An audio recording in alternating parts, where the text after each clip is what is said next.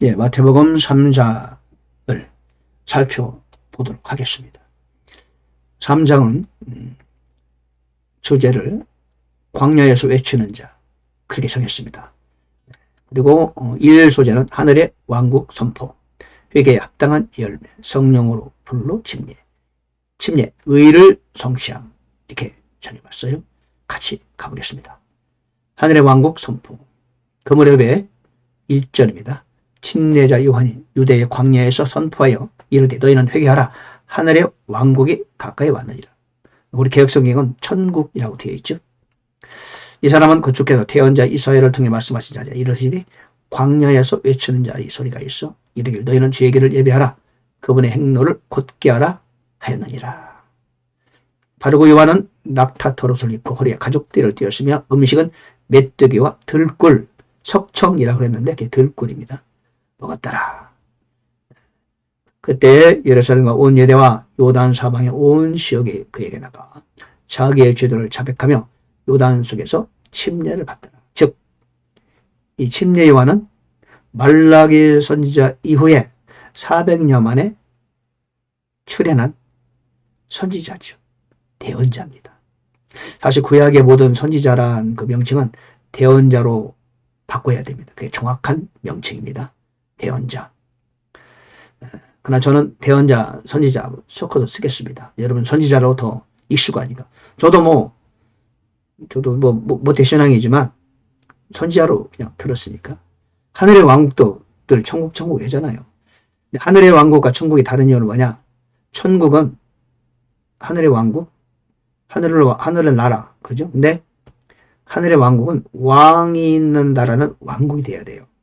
그래서 이 원문은요, 킹덤이에요. 마실레이아라고 헬라어로 그러는데, 천국은 왕이 있다는 의미가 없잖아요. 찾기 어려워요. 그러나 하늘의 왕국은 왕이 있는 나라라는 것을 성경은 분명히 밝히고 있어요. 성경에서 말하는 모든 나라는 왕국으로 바꿔야 됩니다. 왜? 왕이 있는 나라이기 때문에 왕국으로 말해야 돼요. 영어로는 킹덤이고, 다시 말씀드리면 헬라어로는 바실레이아, 그렇습니다. 근데 우리는 그냥 천국으로 번역을 했죠. 개혁성경이 처음에 번역할 때 이렇게 한국어를 쓰기 좋게끔 문학성이 아주 좋은 그런 식으로 번역을 했어요. 정확히 번역하려고 애쓰는 것보다는 모든 사람이 이렇게 읽기에 가깝게 할 수 있도록 그렇게 그쪽으로 마음이 많이 이렇게 쓴 것 같아요. 연구를 많이 하고. 개혁성경 보면 글이 아주 멋지잖아요. 다 시적이고 문학적이에요. 사실 저도 제가 시인입니다. 제가 미국에서 시인이 이제 됐는데, 저도 이제 문학을 좀 좋아하는 사람인데, 한국 개혁성경, 개정개혁 개혁성경이 정말 문학적이에요. 아주 문학성이 풍부합니다. 번역을 할 때, 이 문학성 쪽에 많은 고려를 많이 한 것으로 보이고요. 그 번역하면서 문학자들이 많이 감수를 한 것으로 보여요. 그러나 또 하나님 말씀은 정확한 해석이 또 중요하니까요. 천국보다는 하늘의 왕국이 올바른 해석임을 여러분 알아주시면 고맙겠습니다. 너희는 하늘의 왕국이 가까이 왔다 그랬어요. 근데 하늘의 왕국, 하나님의 왕국은 뭐가, 하늘나라, 하늘의 왕국과 하나님의 왕국은 뭐가 다르냐? 사실 좀 다르긴 달라요. 그러나 명칭이 다르니까 뭔가 다르겠죠. 근데 하늘의 왕국은 일단 눈에 보이는 왕국을 좀 이렇게 암시하는 경향이 있습니다. 정확히 그렇다라고는 잘 말하지 않겠어요. 왜냐하면은 마태복음에서 말하는 하늘의 왕국도 하나님의 왕국과 어때는 이 의미가 겹쳐 있는 경우가 많습니다. 그러나 유대인들은 눈에 보이는 왕국을 기다리고 있었기 때문에 마태가 의도적으로 하늘의 왕국으로 이렇게 소개한 것이 아닌가. 저는 그렇게 보고 있어요. 그래서 하늘의 왕국과 하나님의 왕국은 겹치는 부분이 있고 또 다른 부분도 있다. 그렇게 이해하는 것이 여러분 좋을 것 같습니다. 크게 보면은 하늘의 왕국은 하나님의 왕국에 포함되어 있는 거죠. 왜? 하나님 전체를 다스리는 왕국이니까. 그러므로 겹치는 부분이 또 있어요. 그러나 또 다른 부분이 또 있습니다. 마태복음을 해석하다 보니까 자세히 해석하다 보니까 다른 부분과 겹치는 부분이 있다. 그 사실 꼭 기억하시면 좋겠습니다. 자, 마가, 누가, 요한은 하나님의 왕국을 선포했죠. 하늘의 왕국을 한 번도 말한 적이 없어요. 그런데 마태는 하늘의 왕국을 주로 선포합니다. 35회나 보거든요. 마태복음에서. 그리고 하나님의 왕국도 소개하는 적도 있죠. 두 번째, 회개에 합당한 열매를 맺고 5. 독사들의 세대야 누가 너희에게 경고하여 다가오는 진노를 피하게 하더냐. 그러므로 회개에 합당한 열매를 먹고 맺으라. 그랬어요. 네. 회개에 합당한 열매를 맺으라. 10절에 보니까 이제 또한 도끼가 나무들의 뿌리에 놓였으니 그러므로 좋은 열매를 맺지 아니하는 나무마다 지켜 불 속에 던져진다. 실제적인 지금 회개를 외치고 있는 거죠. 침례 요한이. 회개하라 그 말입니다. 즉 하나님 앞에서 회개하라는 거죠. 왜냐? 말라기 선지자가 마지막 회개를 선포하고 암흑시대가 그때부터 전개되죠. 더 이상 선지자를 보내지 않았어요. 수백 년 동안 하나님께서 대언자를 보내셨는데 400년 동안 침묵하셨다. 그것은 누구 때문이에요? 그렇죠. 유대인들 그들의 잘못이죠. 그 잘못을 지금 지적하는 겁니다. 그리고 회개하고 회개에 합당한 열매를 맺으라는 거죠. 회개에는 열매가 있어야 회개죠. 열매 없으면 회개가 아니에요. 회개라는 것은 행위가 이어져야 돼요. 그게 회개예요. 회개라는 것은 삶이 달라져야 회개입니다. 말로만 회개, 마음으로 회개했어요. 회개 아니에요. 속으면 안 됩니다.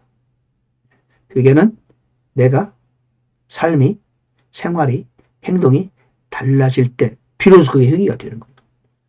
예수 믿는 저와 여러분도 마찬가지. 하나님을 회개하잖아요. 그러면 달라져야 돼요. 그게 진정한 회개예요. 뉘우치는 것은 회개라고 볼 수 없어요. 그건 누구나 하지. 가룟 유다도 후회는 했잖아요. 뉘우쳤어요. 내가 죄 없는 의로운 사는 분을 내가 해를 끼치겠다. 그렇다고 그가 회개한가라고 볼 수 없죠. 그렇죠? 세 번째, 성령으로 불려 침례. 그분께서는 너희에게 성령으로 침례를 주시고 불로 침례를 주시리라. 성령 침례는 뭐고 불 침례는 뭐죠? 사람들은 이렇게 생각해요. 보통 성령으로 침례하면 불로도 침례를 받는다. 불세례 받자. 여기서 말하는 그게 아닙니다. 12절에 바로 설명하죠.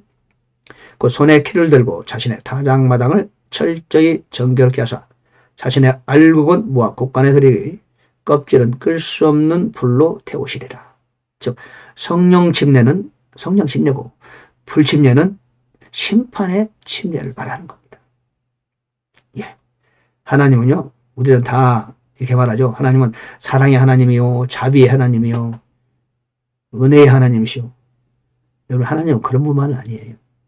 하나님은 심판의 하나님이세요. 징계하시고 재앙을 주십니다. 마지막 때가 되면은 그분은 인정사정 보지 않습니다. 우리가 그 심판의 하나님이심을 알아야 돼. 이스라엘 백성들이 광야에서 잘못할 때 그들은 모두 광야에서 죽었어요. 두 사람만 빼고. 믿음으로 행위를 보였던 갈렙과 여호수아만 빼고 나머지는 모두 다 광야에서 다 죽었어요. 하나님은 그 무서운 면이 있다는 걸 알아야 돼요. 하나님을 너무 우리는 그저 좋은 분으로 생각하는 경향이 있어요. 법을 가장 먼저 만드신 분이 하나님이세요. 법이란 건 뭡니까? 잘못하면 죄에 대한 처벌을 받고 잘하면 상을 주는 겁니다. 우리 어떻습니까? 예수 안 믿으면 지옥 가요. 봐줄 수가 없어요. 하나님은 그런 분이 아니에요. 우리가 예수를 믿는다 하더라도 잘못한다? 다 하나님은 너그러게 봐준다? 하나님은 그런 분 아니십니다, 여러분. 너그러게 봐주는 게 아니에요. 기회를 주시는 거예요. 기회를. 그렇죠? 침례, 의를 성취한. 그때 예수님께서 갈릴리 부두로 또 와서 요단에서 요한에게 오사 침례를 받으시더라. 요한이 예수님을 알잖아요. 침례를 제가 오히려 받아야 되는데 이게 무슨 말씀입니까? 예수님께서 아니다. 지금은 이렇게 되도록 가라. 이렇게 하여 모든 의를 성취하는 것이 우리에게 합당하니라. 하시니 이에 그가 그분을 허락하더라. 하나님이 인정하신 대언자 침례 요한이에요. 그리고 그 침례 요한은 예수님을 세상에 소개하는 역할, 앞길을 여는 역할. 그렇기 때문에 침례 요한이 예수님을 침례를 드립니다. 사람으로서 예수님께서는 침례 요한에게 침례를 받습니다. 이렇게 의를 성취합니다. 의란 뭡니까? 하나님이 정하신 어떤 율례입니다. 방식입니다.